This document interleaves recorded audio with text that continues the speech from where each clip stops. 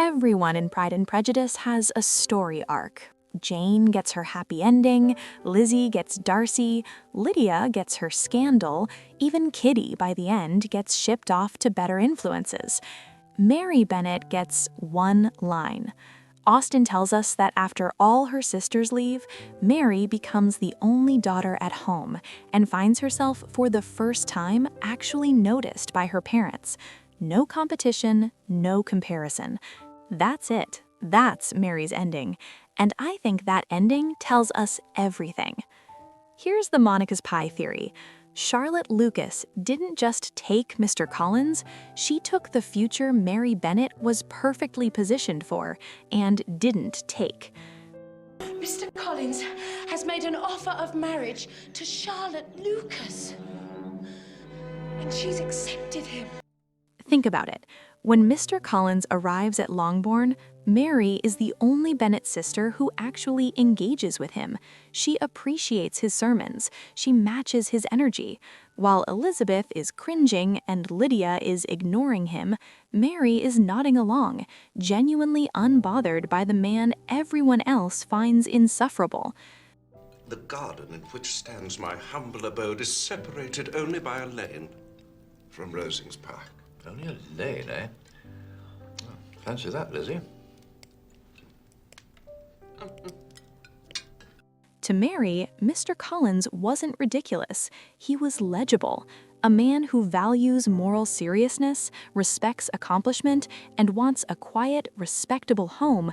That's not a bad match for a woman who has built her entire identity around exactly those things. Charlotte saw the same opening, and Charlotte moved. The difference isn't that Charlotte was smarter than Mary, it's that Charlotte had already done the math that Mary was still avoiding. Not all of us can afford to be romantic. I've been offered a comfortable home and protection. Charlotte knew at 27 that the parsonage at Hunsford was a better outcome than the alternative. Mary, still hiding behind her books, hadn't gotten there yet. But here's where the parallel breaks down, and this is the more interesting part.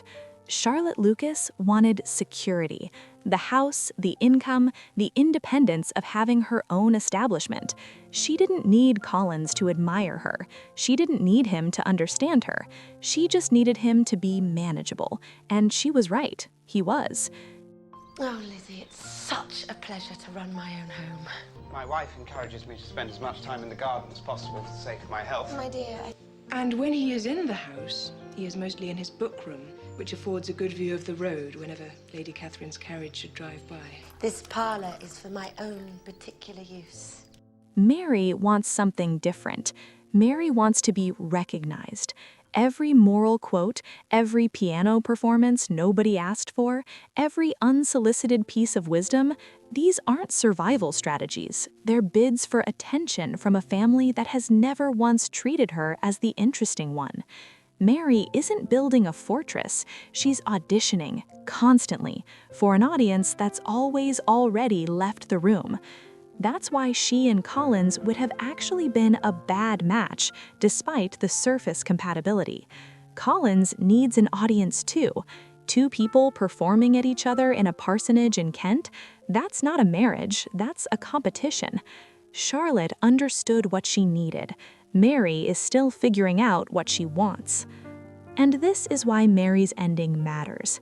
When all her sisters are gone, when there's no Jane to be prettier, no Lizzie to be wittier, no Lydia to be louder, Mary finally gets seen, not by a husband, by her own parents, in her own home. Austen doesn't frame this as a tragedy. She frames it quietly as a kind of relief, which raises a question the novel never quite answers.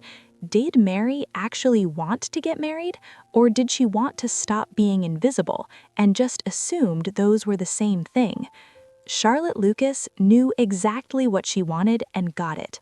Mary spent the whole novel performing for a room that wasn't watching. Oh, and now you shall all dance with Mr. Bingley. I hope he has a strong constitution. And ended up with something quieter and stranger, a family that finally had no one else to look at. Whether that's a win or a consolation prize depends entirely on what Mary was actually playing for.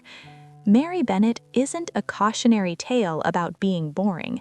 She's a case study in what happens when you spend so long performing for other people's approval that you lose track of what you actually needed in the first place. Charlotte Lucas knew. Mary didn't. Not yet.